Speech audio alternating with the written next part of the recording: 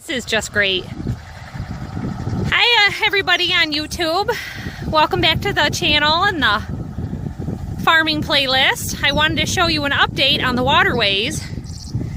It is June 6th today, and we finally had a dry enough spell for a few days that the ground was dry that he could cut this waterway, and he had planted this with hay grasses, alfalfa, clover. Yeah. So you can see here. So nice. Real nice. Trace here showing us. Yeah. So there's a little bit of weeds in it. Right. But see, the alfalfa was flowering out.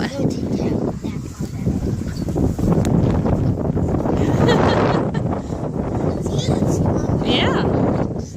Yeah. And here's some of the white clover, which the bees really like. It's harder for them to get to the red clover, but we planted both. Usually the white clover blossoms before. But this is real nice. The cows will like it. This is real good for older horses. I guess goats and sheep really like it. Our cows literally eat anything. They have some 2-year-old hay that they've been eating. The round bales that I showed you in one of the last updates about the cows. But like, this is the rye. In some areas, this rye is shoulder and chin high. So you can see here we get a little bit of mustard weeds growing from not spraying, but we want to be organic and do it right.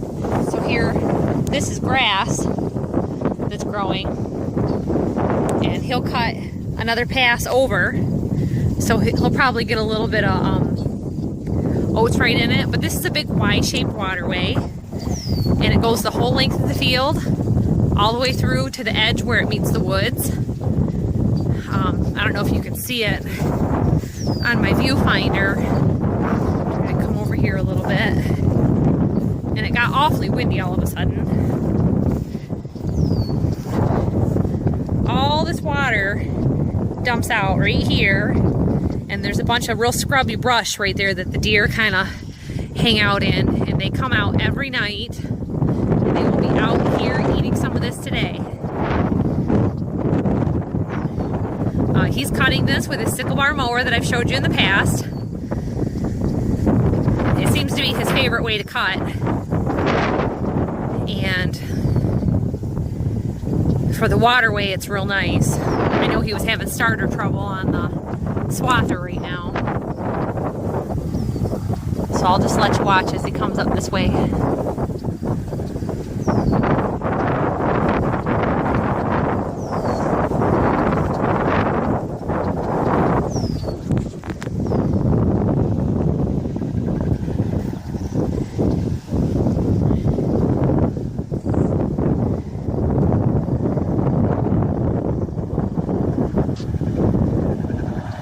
I know he's running a John Deere 2-cylinder tractor today. I don't know if it's the 720 or the 730. It's the what he used to. Probably the 720 then. That one doesn't give him starting trouble like some of them do.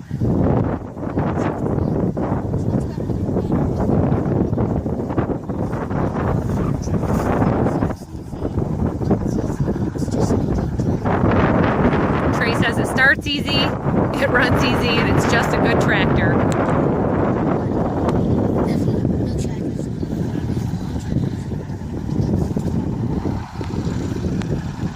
The one thing about that I noticed with the sickle bar mower, when it gets this tall, sometimes it gets bound up, and I think that's why he just went in the circle there. It gets loaded up on top of the sickle bar and stops cutting real great.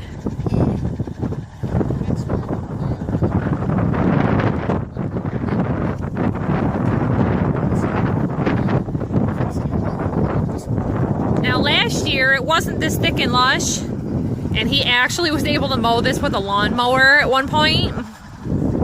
We had pulled out all the rocks and filled in that rocky section in the center, if you've seen that video last spring. And so this is a whole nother year later. And it's super thick, super lush. I know he mowed this. I know it. Because I did. Trey, go stand over there and show us how tall that is, because it's hard to tell on the camera. Trey's about 45, 47 inches tall. So that gives you an idea there where the edge of the grass is, and then the rye behind him. Yeah. So that's 3 foot tall grass in the spring. Over 3 foot tall.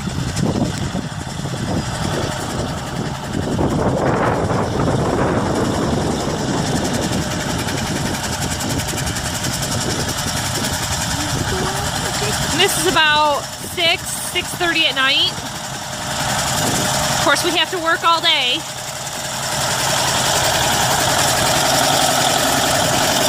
Yep, 7:20.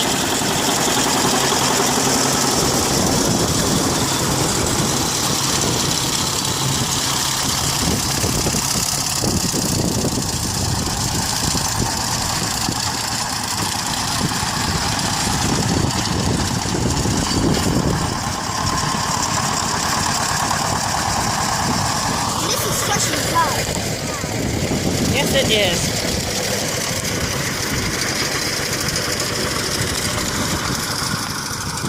Trey loves nothing more than farming. He's super bummed that he can't ride on the tractor, but with the sickle bar mower, we just don't like to do it. If they fall, they're going to get run over. And those blades go fast. Gotta always use your farm safety, especially with the little ones.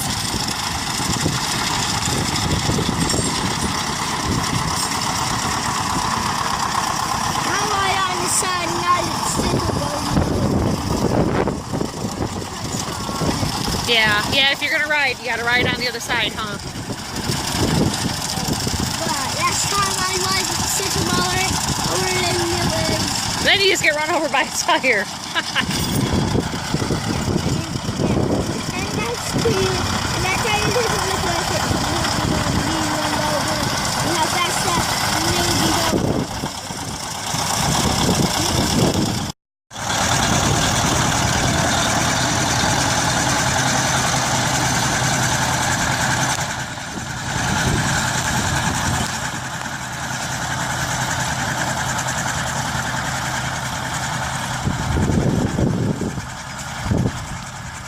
It just takes it right down.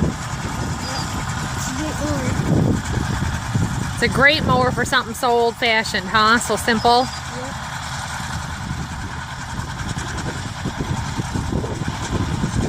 Yep. There's probably a video very early on in the farm tray of when he used the John Deere Moco thing and it would get bound up in it all the time. The rollers that pressed it and crimped it help it dry faster, but it was getting stuck in it because our hay was so thick.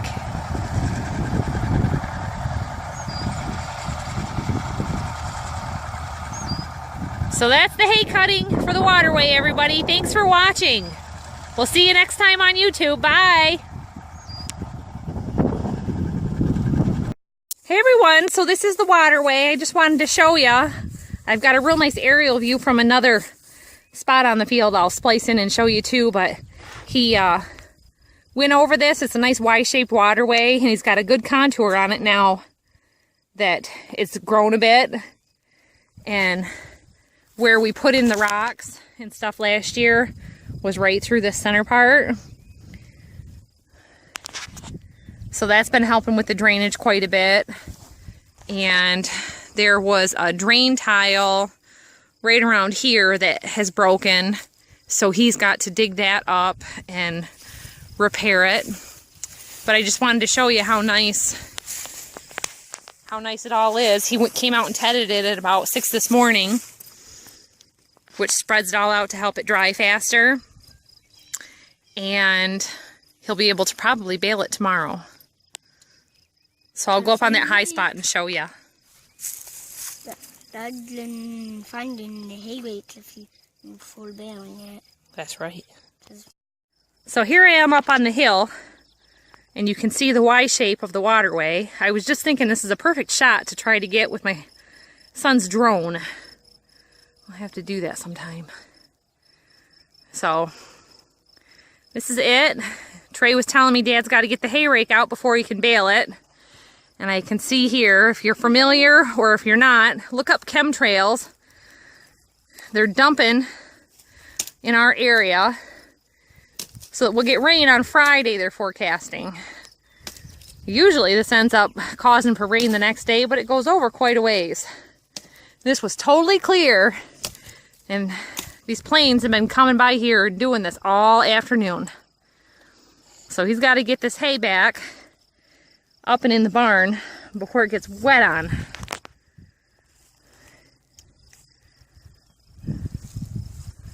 So that's the waterway, everyone. Thanks for watching. Now and see what's inside of this. What's inside, but there's this inside, and then what's inside of this is. Trey's been picking these weed stems. There's a lot of bumblebees up here. I don't know what it's called, but a lot of bees. Whack, whack. It's not going. Here's an update on the waterway hay cutting. He's got it all, he tedded it this morning to turn it over and let it dry. And then after lunch, he came out and put it in rows. It is really thick. It's drying just beautiful. So at this point, it's all ready to bale. And he likes you all to see what we're doing too. So I came up here up on the hill to show you how it's looking. So I'll show you him baling and picking up with the stack wagon.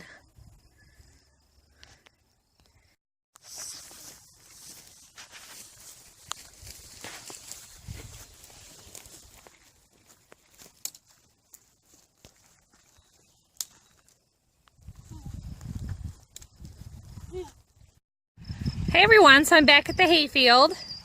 He's had a little time to be out here baling, and he sent me a text to come and get a shot for you with the bales. I've been sorting through clothes in the basement and letting him do his work. Our son Trey, a little farmer, he's been helping. But in no time, he's gotten all these bales put together. Looks like he's got 2 passes in this other section to go over.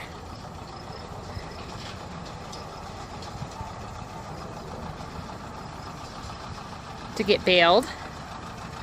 A question that somebody had asked me last year was, you're losing acreage from your crop by putting in the waterway.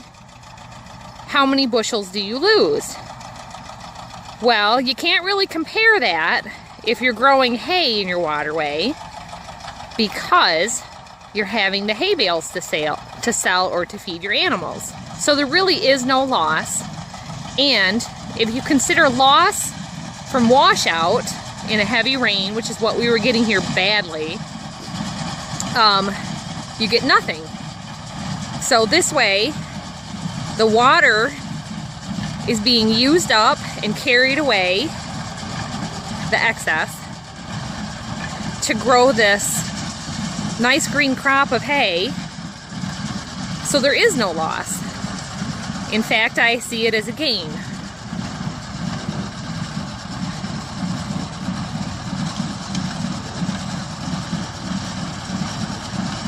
I don't know what he's doing right there.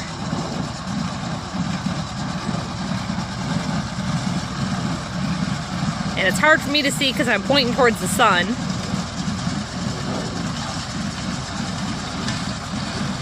Oh, he was changing rows. Because of the contour, he probably only got a half row there. I'll walk down a little closer. So we've had a broken drain tile here that I talked about last time I shot this. Tell us what you've been doing, Trey. Well, I've been filling up them This hole was so deep, Bethany could have fallen in it and I wouldn't have been able to reach her hand. It was so deep. It's at least 4 feet down, which is a little bit deeper than what tall is. Trey is tall. So that's a good thing to do, buddy.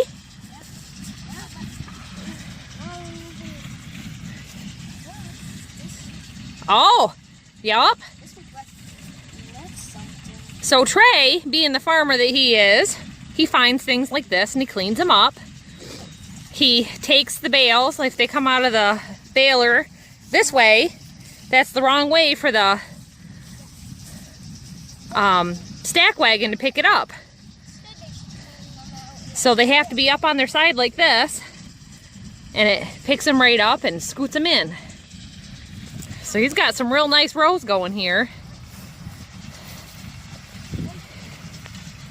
And that reminds me, I have to go up to the barn. I've got a pile of loose straw that the chickens have loosened up that I have to move out of the way for him to put this pile in there when he goes to unload it from the stack wagon. I've got more work to do. Yes, we're busy, but as I had commented to Tracy in one of the last farm or pregnancy updates, it's kind of everything ends up half pregnancy, half farm. We don't have cable TV, and we don't miss it either, Tracy. You've got lots of daylight. We're in central Michigan, and the sun's been coming up at like 5:30, 6 o'clock in the morning. And not that we get up that early, but if the sun is waking us up through the curtains, then we've had enough sleep. Now, last night we stayed up till around midnight, and I went back to sleep after 6 this morning and slept till about 8. Gotta grow this baby. Gotta grow this guy. Gotta get lots of sleep, huh? Sleep and food. I've been getting lots from the middle of the waterway. Oh, that's our wash off, honey, to keep it from washing out. Yeah. Last year when we mowed, we picked up all those loose rocks and put them in that center section to help. So that's the update on the hayfield, everybody.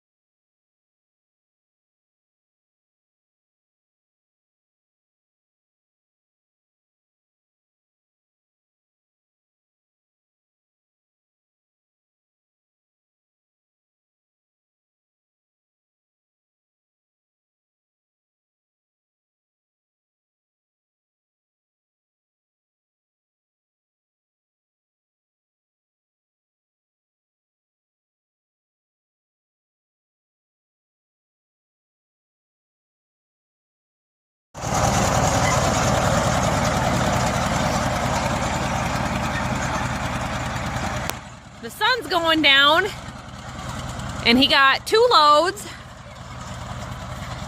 I just happened to get lucky because he's so fast at picking them up. This beats the manpower of doing it with the old hay wagons. So great, because I think he said it holds 105 bales. It's a New Holland stack wagon. It picks them up, loads them on 3 in a row, and then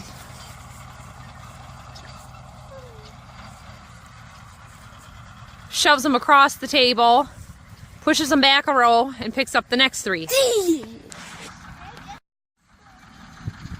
All right, he's picking up the last of his bales with the stack wagon. I missed the earlier shots with better lighting, but he got them so fast. It picks them up 3 across, pushes them back. That table goes up onto the next table, and he picks up the next 3. Like I said before, they got to be all upright and facing the right way. So when they come out of the baler, Trey tired himself out uprighting the ones that had fallen over.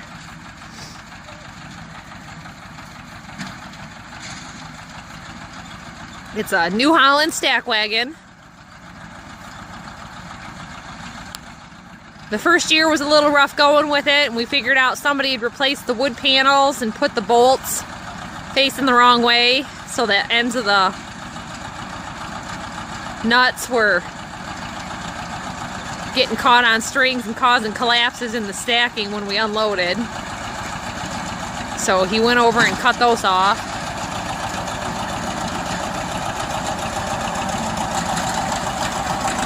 I think anytime you buy some new equipment, new to you, there's glitches to work out.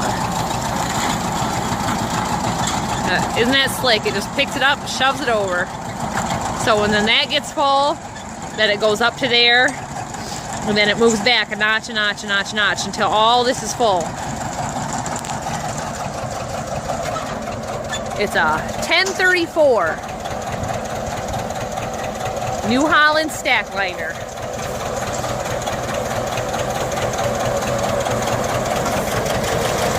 You can see here those little teeth.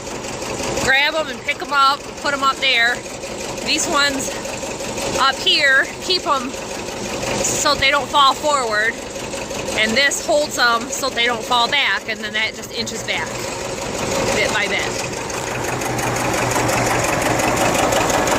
So, happy farmer, hard day's work. Had to work till midnight last night to make up for today, or close to midnight.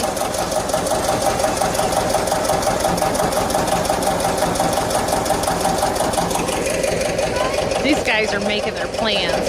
So we're gonna go up to the house and make some pizza. He's gotta put the hay in the barn all by himself, because pregnant wife.